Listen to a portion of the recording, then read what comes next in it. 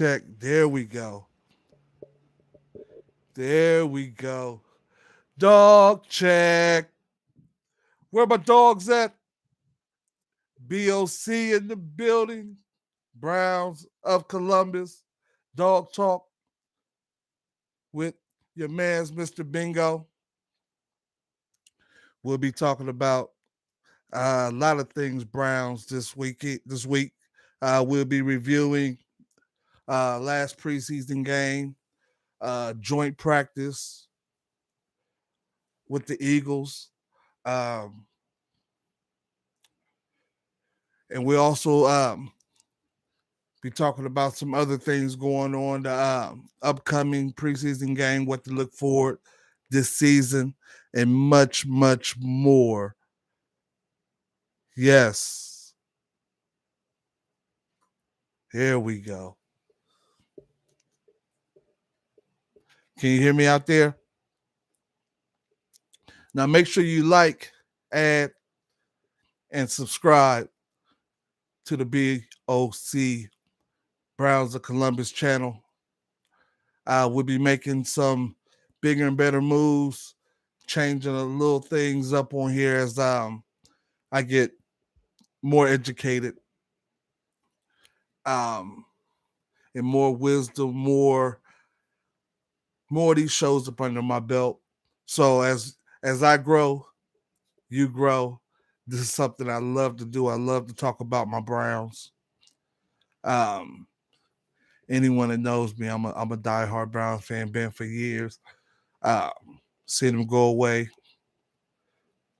leave to be more. See when they came back in. I was here when they came back in 1999. Um, so this show is going to be like a mixture of my opinion, how I see things, and I'll sprinkle in some facts as well. We will be having people coming on as the show move forward. I'll be inviting other guests to talk Browns as well. So while I have you in here, I want to let y'all know that the Browns of Columbus is hosting a bus trip to the Browns in San Francisco game October the 15th. It'll be $65 for members, $70 for non-members. Payment is due by September 30th. It is transportation only. So if you want to get your tickets, go ahead and get your tickets, and you can catch the bus with the rest of the Browns backers and have a good time. I seen some of the pictures that they had when they went to the Hall of Fame game. It looked like it was a blast. You know what I mean? It's a lot of Browns backers here in Columbus. We representing Browns to the casket drop. So make sure you reach out to a BLC member. You can go to the Facebook page and reach out to them.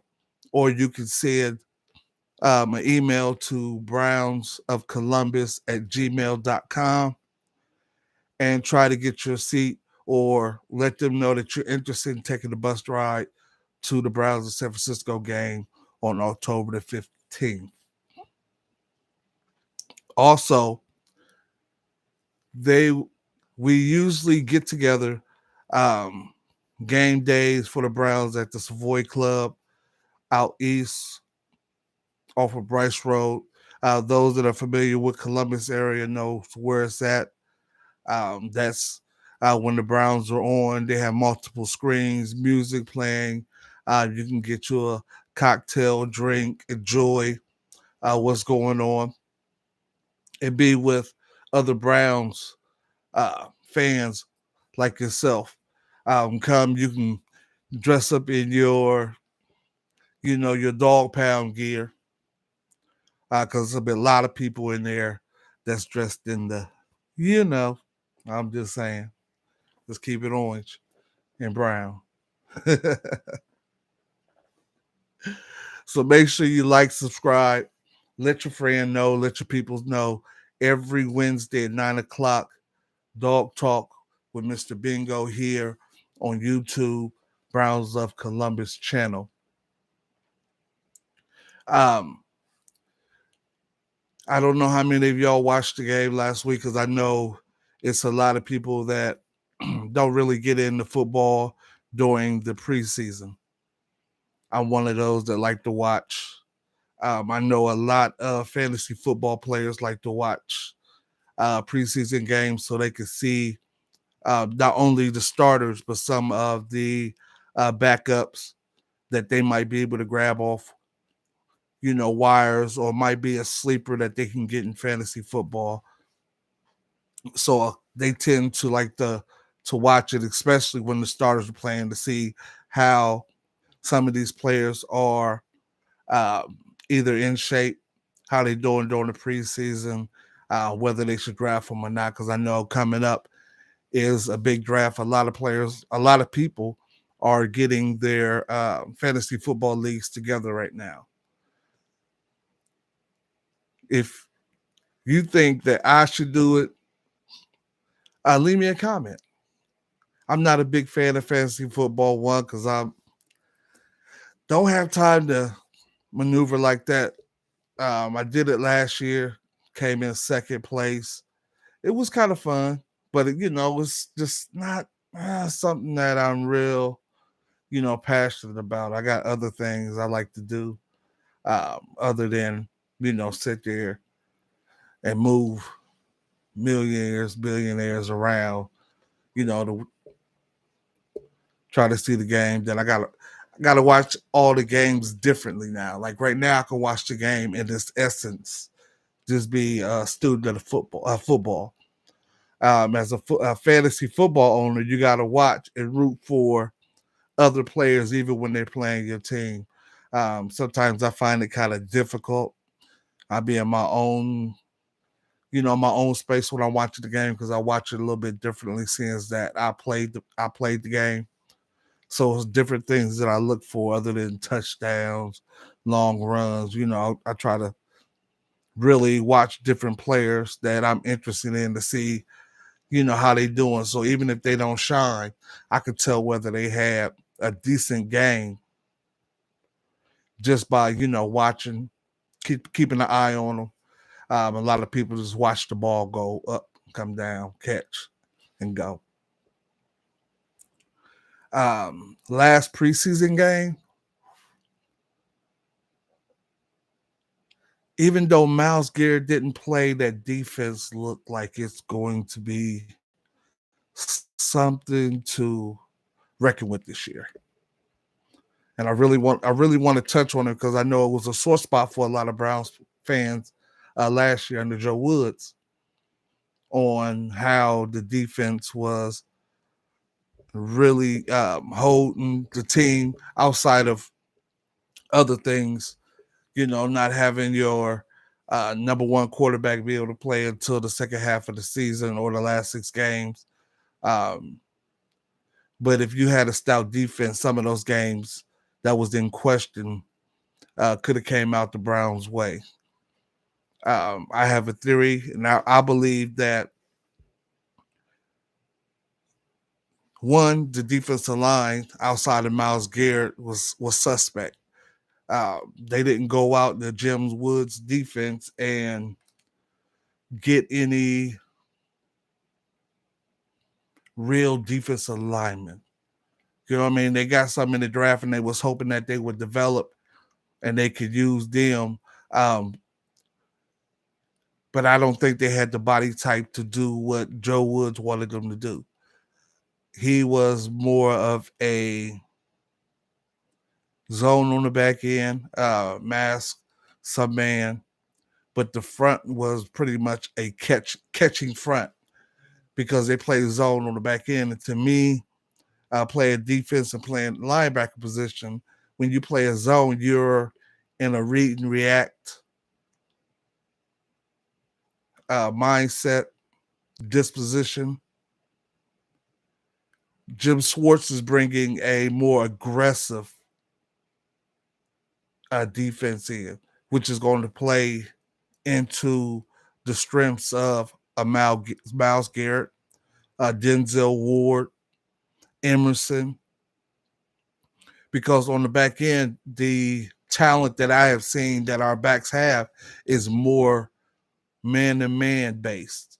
Denzel Ward was a lockdown corner coming out of Ohio State. Emerson showed last year that he can match up with some of the best wide receivers in the game, and he wasn't scared to step up there. Then you have Newsom, who was you can't say he's not a starter because he's still a starter. He's just playing more in the slot. Last year he had a problem with it because the slot corner played more like a weak side linebacker or a linebacker, so to speak. So he had to stick his nose up in there with the big fellas. This year he's playing the slot. One, he's going to have more experience in doing it. Two, his role is going to be different. He's not going to have to stick his nose up there all the time. It's going to be his forte. They got the horses or they got the players up front to do that. And speaking of that, Andrew Berry went out and got pretty much a whole new defensive line. The only one that's returning as a starter is Myles Garrett. So, that is going to help out because you brought in, Dalvin Tomlinson, T. Hall. You already had Jordan Elliott and Tommy Togiai. But you bring in Ika, who you draft, who's a bigger body that, can clog up space, but also have the ability to get in the face of a quarterback, push the pocket, so to speak. Because if you got ends that are pinching, if you got, your tackles that's pushing the pocket, collapsing it, there's really nowhere for the quarterback to go, and the timing in his head get thrown off. So Jim Schwartz really don't blitz a lot, so he allowed his defensive linemen to attack. And what defensive lineman wouldn't want to do that? Because when you're playing gap or you're told to take on and hold two blocks, you're taking the majority of the punishment. But when you are able to attack, you can give out some punishment. You know what I mean? That means you can fire out, and as long as you take care of your responsibilities, you're going to play the run on the way to the pass. So it's going to be interesting because, like I said, the whole defensive front, and I ain't even saying nothing about Smith, Zadarius. You see what he did in the preseason game. He was able to put a rush move on, causing the tackle to hold and get a safety. It's been a while since the Browns have had that kind of pass rush. And that's without Myles Garrett. So we have ends that are hungry, ready. We still got Obo. He's young, ready to come in there. The kid we drafted, Isaiah McGuire. So what he's going to do, and this is what I see play out in the last preseason game when they had the starters out there, is that they really rotated them. Like it was the starters out there for first 2-3 plays, and then he brought in the second string to get some rush in against some of the first string. So I think that's going to play out, and he's looking to see what combinations is going to be good and work together to maximize the pressure that they're going to want on coming off the defensive line.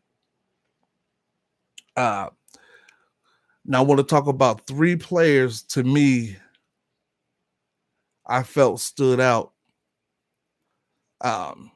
in the game. One was DTR. Second game in a row, he came in there and looked like he was polished.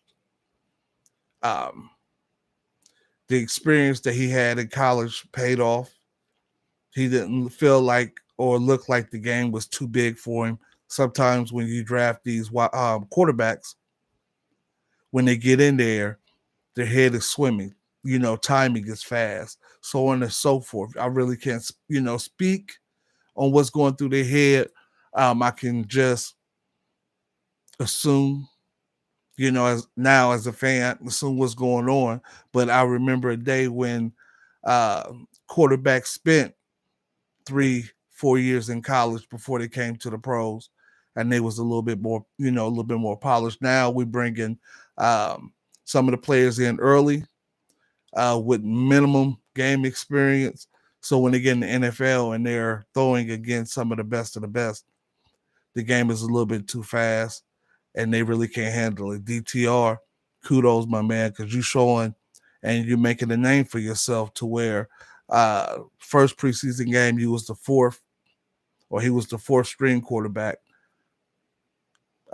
He showed out. Now he moved in front of Kellen Mond, who I believe is not going to make the final cut. And people are talking about DTR as might be good enough to be quarterback too. We'll see. But going into the season, you don't want to put the faith in, a rookie quarterback, so to speak. I think that's why they keep it on Dobbs, because he has some playing experience. So if anything was to happen at the quarterback position, you'll have somebody in there that you feel would be capable of keeping the ship afloat if need be. Another one that stood out was wide receiver Austin Watkins Jr.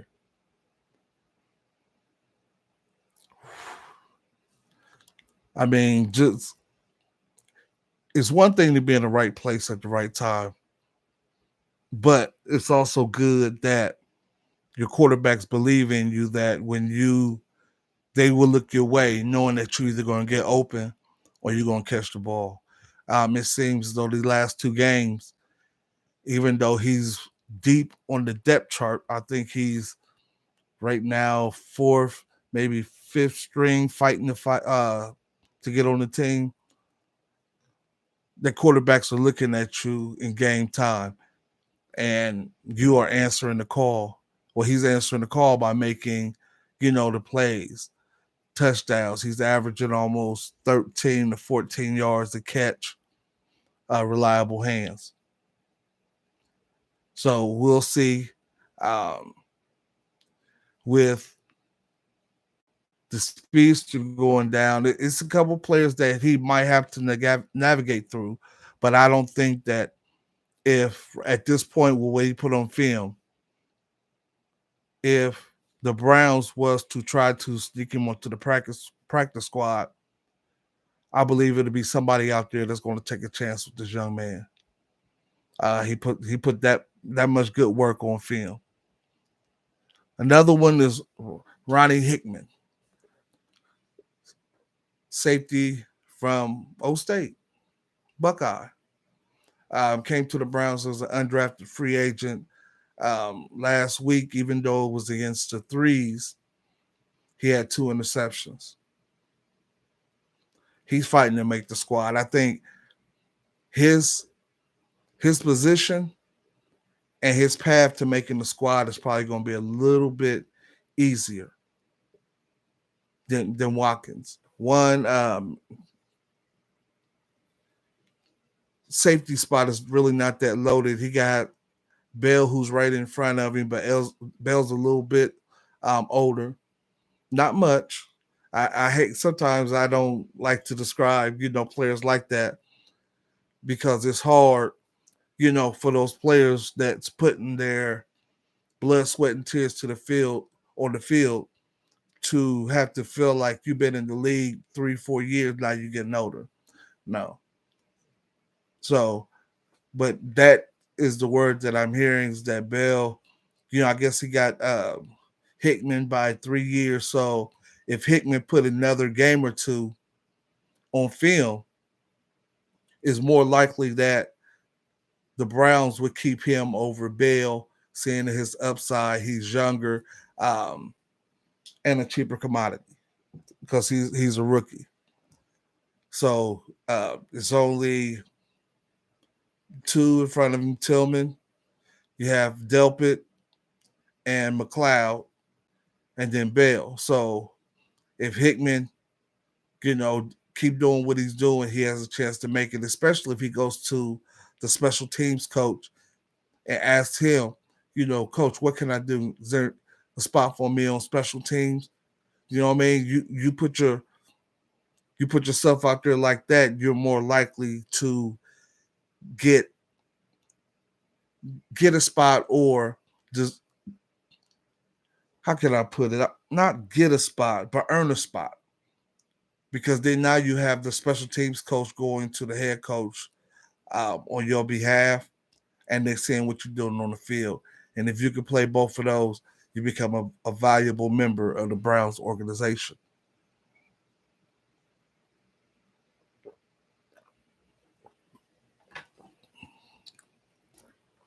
And then I don't want to go on without mentioning that Deshaun, they're starting to wake up and talk about him because he looked good in the drive he had. A lot of people questioned because he didn't go downfield, but what I seen was that he was comfortable, uh, not so much in the pocket to throw, but he had the pocket awareness to get away from the rush.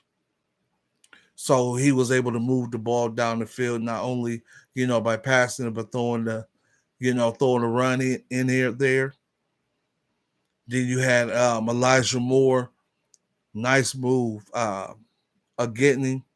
They're going to use him as a Swiss Army knife. He's going to play slot. They're going to use him in the backfield. So it's like now on the offense, not only do you have to worry about Nick Chubb running or Deshaun Watson throwing, but now you have to have your defense stay honest because you have a wide receiver that can play multiple positions, that can do multiple things on the offense. So he's also a threat. So it's even though the Browns are keeping it vanilla in the preseason, they are showing enough to make coaches and defensive coordinators think about what they're going to do game planning against the Browns. Because if you recall, um, 2 years ago, it was stack the box, stop Chubb. Now, with the offense that the Browns are putting on the field, where do you really stop them at? You know what I mean? It's like the defense has to play honest football. It's not stacking the box now, or I'm play nickel and dime and not let you go over the top. It's going to be a problem because now you can run with Nick Chubb. You could do sweeps. You could do, screens. You could open it up downfield with Cooper and Donovan Peoples Jones and still have, you know, more work the middle of the field. So it's going to be interesting um, how it moves forward. But this is what I seen. Everybody's saying this is real vanilla. Yeah, it's real vanilla. But with the players that you have and the way they're using them, it could be very, very exciting to watch this offense this year as the season comes. So Deshaun did good. Zadarius Thomas was Zadarius Smith. I'm sorry, didn't mean to mess it up. Did good. That the front line was playing. You know what I mean? They were stopping the run. How often in the last year or so have we seen the Browns be able to hold up against the run? Even last year they was bringing men off the street to run against the Browns, and they was, doing anything. It was good to see the defense hold at the line and really stand up to the run, causing them to pass. It was a lot of good things that happened, even though we took the L um, for the whole game. Um, so with that being said, I want to see how Miles Garrett's going to fit in. I know when he got back that he's not just going to be on the left side or the right, the right side. I think they're going to mix him up, bring him inside, let him on the outside. And one thing that a lot of people are not talking about is the linebackers. We had one go down. Phillips went down with a pectoral injury, and he will be out for the rest of the season. They put him on IR. But you have Field, you have AWOC, you have the Joker, JOK. I think they're gonna be all right because now that you have the men up front that's gonna put pressure, them linebackers can, really run around and make some tackles. I seen the stat that the linebackers led the team in tackles last preseason. I mean, not last preseason, but last preseason game.